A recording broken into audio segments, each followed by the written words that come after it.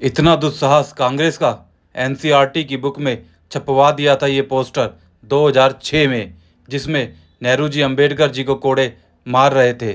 दोस्तों, यह कार्टून कब बनाया गया, इसे 2006 में एनसीईआरटी की बुक में क्यों डाला गया, और फिर बीजेपी ने 2012 में संसद में ऐसा हंगामा किया कि इसे हटाना पड़ा।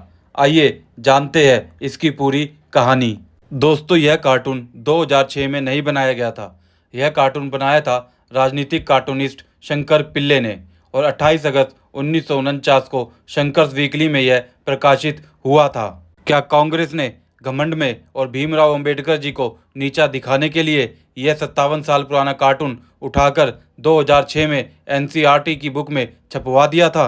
दोस्तों, यह कार्टून एनसीईआरटी कक्षा 11 की पॉलिटिकल साइंस की किताब में 2006 में फर्स्ट एडिशन में प्रकाशित हुआ था। दोस्तों, भारत का संविधान बनाने की प्रक्रिया कई वर्षों तक चली।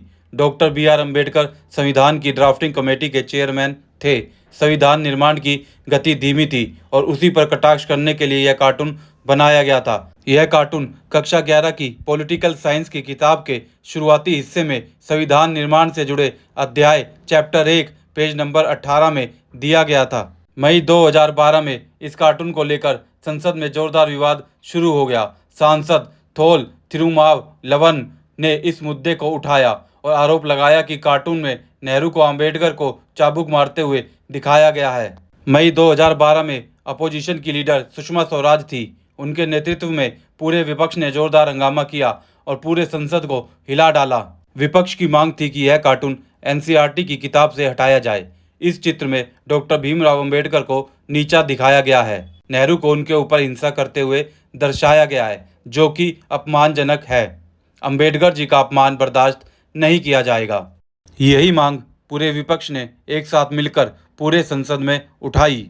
तब विपक्ष के इतने हंगामे के बाद उस समय के मानव संसाधन विकास मंत्री कपिल सिब्बल ने संसद में इस मामले पर माफी मांगी और कहा कि ऐसे आपत्तिजनक माने जाने वाले कार्टून को हटाया जाएगा।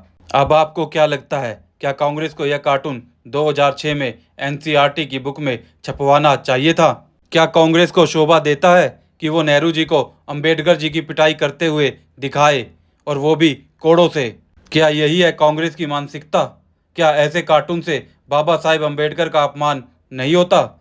जो देश के संविधान निर्माता का सम्मान ना कर सके, वो समाज को समानता का पाठ कैसे पढ़ा सकते हैं?